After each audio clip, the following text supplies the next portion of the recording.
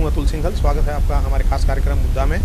दोस्तों, कोरोना की second wave अब ख़त्म होने को है, लेकिन बहुत सारे मामलों में देखने में ये आ रहा है कि जो कोरोना के बाद के साइड इफ़ेक्ट हैं वो लोगों को और मरीजों को काफ़ी परेशान कर रहे हैं। लोगों को दिल और दिमाग से जुड़ी दिक्कतों को फेस करना पड़ रहा है। इन सब मुद्दों पर चर्चा के लिए हमारे साथ हैं जाने माने कार्डियोलॉजिस्ट, हृदय रोग विशेषज्ञ डॉक्टर अनिल अग्रवाल। उनसे हम लोग बातचीत करेंगे। डॉक्टर साहब, बहुत बहुत स्वागत है कार्यक्रम में। डॉक्टर साहब, हमने ये देखा कि बहुत सारे मरीज हैं कोरोना से ठीक हो गए, लेकिन बाद में ये कहा गया कि उनको हार्ट अटैक आ गया और ये तक मामले हुए कि उनकी डेथ हो गई। ऐसा क्यों और कैसे? देखिए अतुल जी, आपकी जो मुद्दा उठाया बात सही है कि कुछ लोगों को कोरोना के बाद में ऐसा लगा, लेकिन अगर हकीकत में देखा जाए तो ऐसा नहीं है। पेशेंट, जो लोग हार्ट के पेशेंट हैं, उन लोगों को कोरोना हुआ, कोरोना की वजह से उनको हार्ट प्रॉब्लम नहीं हुई। वो हार्ट की प्रॉब्लम थी, लेकिन उन्होंने कहीं ना कहीं बीच के अंदर, जैसे ब्लड प्रेशर है, उसकी दवाई नहीं ली, खून पतला करने की गोली है वो बंद कर दी। ऐसी चीज़ों में लापरवाही होने की वजह से समय पे डॉक्टर को दिखाया नहीं, समय पे जो ट्रीटमेंट होना चाहिए तो वो हुआ नहीं, उसकी वजह से कहीं ना कहीं उनको हार्ट का प्रेसिपिटेट हो गया। कुछ एक आधी रिपोर्ट कह सकते हैं जिसके अंदर की ब्लड क्लॉटिंग के बारे में ऐसा हुआ है कि हाँ, उनके हार्ट के अंदर ब्लड हुआ, उनको हार्ट अटैक पड़ा और उनको एंजियोग्राफी की नॉर्मल, ऐसा है कुछ केसेस के अंदर, लेकिन इसकी परसेंटेज बहुत ज़्यादा है। मोस्टली पेशेंट वही हैं जो कि हार्ट के ऑलरेडी पेशेंट थे और उन्होंने कहीं ना कहीं लापरवाही जैसे खून पतला करने की गोली है या जो दवाइयाँ हैं वो बंद की, उसमें प्रॉब्लम आई। लोग काफ़ी डरे हुए हैं और ये कहा जा रहा है कि जिसको कोरोना हो गया उसको 1 महीने या 3 महीने तक सावधानी बरतने की आवश्यकता है। कैसे कैसे साइड इफ़ेक्ट देखने में आ रहे हैं ज़्यादातर? ये कोरोना के बाद में अगर आप ठीक हो गए हैं तो उसके बाद में भी आपको डेफिनेटली आने वाले 2-3 महीने तक काफ़ी सावधानी रखनी होगी, फिज़िकल भी और मेंटली भी। जब मैं फ़िज़िकल की बात करता हूँ तो आने वाले समय के अंदर जब आप ठीक हुए हैं तो इमीडिएटली वो स्ट्रेनियस एक्सरसाइज आपको नहीं करनी, अपनी जेंटल एक्सरसाइज, जेंटल चीज़ें हैं वो रखनी होंगी। जो ब्लड थिनर्स आपको एडवाइस किए गए हैं डॉक्टर के माध्यम से वो आपको कंटिन्यू रखने पड़ेंगे। ब्लड प्रेशर कंटिन्यू कंट्रोल करना पड़ेगा। शुगर जैसे आया कि ड्यूरिंग ट्रीटमेंट आपको अगर स्टेरॉइड्स मिले हैं या कई बार बॉर्डरलाइन डायबिटिक है वो ओवर हो गई है तो डायबिटीज़ का प्रॉपर्ली ट्रीटमेंट करना है। तो ये सारी चीज़ें आपको आने वाले समय पे रखनी होंगी। लेकिन इसके साथ में जो मेंटल वाला जो एस्पेक्ट है वो भी बहुत इम्पोर्टेंट है, क्योंकि कोरोना की वजह से आपका मेंटल बैलेंस बहुत सारे लोगों का चेंज हो जाता है। रीज़न बीइंग कि आप बीमार हैं, परिवार में भी सब लोग बीमार हैं, जॉब्स के ऊपर कुछ इश्यूज़ आ रहे हैं, बिज़नेस कर रहे हैं तो दुकानें, व्यापार प्रतिष्ठान बंद हो गए हैं, तो वो भी कहीं ना कहीं आपकी चीज़ के, आपके दिमाग को अफेक्ट करता है और इनडायरेक्टली आपको हेल्थ को अफेक्ट करता है। तो डेफिनेटली मेरी सलाह होगी कि आने वाले समय में कोरोना से रिकवरी के फेज में अपने आप को आश्वस्त रखिए। आप ठीक हो रहे हैं, धीरे जेंटल एक्सरसाइज करिए, गुड न्यूट्रिश हेल्थी डाइट लीजिए, जो आपकी दवाइयाँ और किसी बीमारी चल रही हैं उनको कंटिन्यू करिए और पॉजिटिव फ्रेमवर्क ऑफ माइंड आपका रहना चाहिए, वो बहुत ज़रूरी है।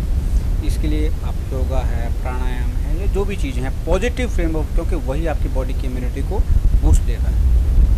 कुछ मामले ऐसे भी आए हैं कि लंग्स फेल्यूर हो गए, लंग्स पर ज़्यादा असर किया है कोरोना ने। क्या कोरोना के बाद भी लंग्स की प्रॉब्लम सामने आई है देखने में डॉक्टर साहब? कोरोना का जो मेन इफ़ेक्ट रहता है, यूजुअली हमने देखा होगा कि बुखार आया, सांस फूलने की, खासकर सेकेंड वेव के अंदर काफ़ी लोगों को सांस फूलने की तकलीफ थी और उसके अंदर शरीर में ऑक्सीजन की मात्रा कम हुई। तो वो इसीलिए हुआ कि लंग्स के अंदर इसका इफेक्ट ज़्यादा है। उसके हम सीटी स्कैन भी करते हैं और लंग्स का इफेक्ट ये काफ़ी लंबे समय तक कुछ लोगों में बना रहता है, जिसको हम लंग फाइब्रोसिस कहते हैं।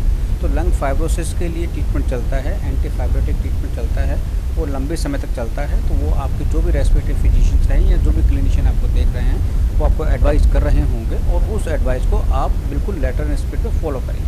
जी डॉक्टर साहब, आपने एक बात कही कि योग और प्राणायाम करें, एक्सरसाइज करें। जब योग और प्राणायाम की हम बात करते हैं तो भी पिछले दिनों हमने देखा कि कितनी कंट्रोवर्सी रही, और आयुर्वेद से की एक ब्रांच है योग और प्राणायाम। तो आयुर्वेद में और एलोपैथी में बड़ा एक टकराव देखने को मिला। इसको किस तरीके से आप देखते हैं और कितना आप मानते हैं कि आयुर्वेद का असर कोरोना के इलाज में रहा फ़ायदेमंद? देखिए, मैं इसको टकराव नहीं मानता हूँ। ये बड़ा दुर्भाग्य है हमारा कि हम इसको टकराव की स्थिति पर ले आए हैं। दोनों ही पैथी, चाहे वो एलोपैथी हो चाहे आयुर्वेदिक हो, दोनों ही बड़ी साइंटिफिक है और अपने स्थान पर उनका उपयुक्त रोल है। समस्या कब आती है, जब हमें उसके बारे में जानकारी नहीं होती है या अननेसेसरी कुछ कंट्रोवर्शियल स्टेटमेंट जैसे कि आए वैसे आ जाते हैं, उनकी कोई आवश्यकता नहीं है। लेकिन मेरा ये मानना है कि आयुर्वेद भी उतना ही कामगार है, उतना ही लोगों के उपचार के अंदर उसका योगदान है जितना कि एलोपैथ का है। हाँ, ये बात सही है कि आयुर्वेद के बारे में लोगों की अवेयरनेस, उसके लिए ट्रेंड पर्सन्स कह लीजिए या उसके बारे में जितनी रिसर्च है वो लोगों के डोमेन में नहीं है, जिसकी वजह से शायद हमारा कुछ उस पर अविश्वास है। लेकिन आयुर्वेदिक अपने आप में पूर्ण साइंस है और उसको हम प्रैक्टिस कर सकते हैं। जहाँ तक कोविड फेज में देखा कि बात आई तो लोगों ने जितना ठीक, मैं एलोपैथी का डॉक्टर हूँ, मैंने अस्पतालों में ट्रीटमेंट किया है, लेकिन बहुत सारी मात्रा में, बहुत सारी संख्या में ऐसे भी लोग बाग हैं जो घरों पे रहे हैं और उन्होंने आयुर्वेद के जो काढ़ा है, जो आयुष मंत्रालय ने दवाएं जारी की हैं वो ली हैं और वो ठीक भी हुए हैं। तो इसलिए उसको सिरे से नकार देना मुझे लगता है सही नहीं है। डॉक्टर साहब, एक थोड़ा सा इसी से जुड़ा विवादित सवाल भी आप कह सकते हैं या पॉलिटिकल भी, जो आईएमए के प्रेसिडेंट हैं उन्होंने काफ़ी विरोध किया है रामदेव जी का, और साथ में खुद उनके ऊपर आरोप लगे हैं कि वो अपने धर्म को, जो ईसाई धर्म को प्रचार प्रसार में लगे हैं। उसको किस तरीके से देखते हैं आप? ये भी बड़ा अनजस्टिफाइड और अनरीजनेबल स्टेटमेंट था उनका, जिसको अब मुझे कहने की आवश्यकता नहीं, क्योंकि अब तो शायद न्यायपालिका ने भी उनको एक इस बारे में कहा है कि आपको साइंस, एलोपैथिक साइंस एक अपनी जगह है, इसको आप रिलीजियस से मैचअप करें और एक पर्टिकुलर रिलीजन को बढ़ावा दें, ये बिल्कुल भी जस्टिफाइड नहीं है। और ख़ासकर जो उच्च पदों पे लोग बैठे हैं उनको बहुत ज़्यादा सतर्क रहना चाहिए, क्योंकि उनका एक स्टेटमेंट उसके बहुत ज़्यादा रेमिफिकेशन हो सकते हैं। यही बात शायद न्यायालय ने उनको कही भी है। जी डॉक्टर साहब, तीसरी वेव आ सकती है कोरोना की, इस बात की आशंका जताई जा रही है। आपको क्या लगता है कि क्या ऐसी वेव आ सकती है, आएगी? अगर आती है, कोई डर है तो उससे बचने के क्या उपाय हैं? तीसरी वेव के बारे में बहुत सारे स्टेटमेंट्स हैं, बहुत सारे। अभी जैसे कल 2-3 दिन पहले आर्टिकल भी आया कि महाराष्ट्र में तो कह रहे हैं कि शायद 2-3 हफ्ते में आ जाएगी, लेकिन जैसे जनरल कंसेंसस यही है कि तीसरी वेव तो आएगी और उसका आने का टेंटेटिव टाइम जो है, जैसे पहले से दूसरी वेव के बीच में 4 महीने का गैप रहा, ऐसे ही ये है कि शायद अक्टूबर तक, दीपावली के आसपास हम कह सकते हैं कि तीसरी वेव आ सकती है। दूसरी वेव क्यों आई, इसमें भी कहीं ना कहीं समाज का भी उतना ही रोल है जितना कि और किसी का, कि हमने वो जो सावधानियाँ, कोविड एप्रोप्रिएट बिहेवियर की जो चीज़ें थी उनको हमने कहीं ना कहीं तिलांजलि दे दी, और उसी की वजह से तो उसके अंदर जो सबसे इम्पोर्टेंट आस्पेक्ट है मास्क, उसको हमने त्याग दिया। ये बहुत बड़ा हमारा नुकसान करता है, क्योंकि मास्क एक ऐसी चीज़ है, मैं डॉक्टर हूँ, मैं अस्पताल में आता हूँ, एक दिन भी मैंने अस्पताल में आना बंद नहीं किया। मरीज़ में हमारे पास में होते हैं, डिस्टेंस हम मेंटेन करने की कोशिश करते हैं, लेकिन ये मास्क जो है ये सबसे इम्पोर्टेंट चीज़ है कि आप अपने मास्क को प्रॉपरली लगा के रखें। उसके लिए बताया भी गया है कि आपको कोई बड़ा साइंटिफिक, कोई मेडिकेटेड मास्क पहनने की आवश्यकता नहीं है। आप अपने घर में 3 परतों का, कपड़े के 3 लेयर हों, ऐसा मास्क बनाइए, और उस मास्क को इतना बड़ा होना चाहिए कि वो आपकी नाक, आपका मुंह और आपकी चिन थोड़ी जो है इसको प्रॉपरली कवर करें।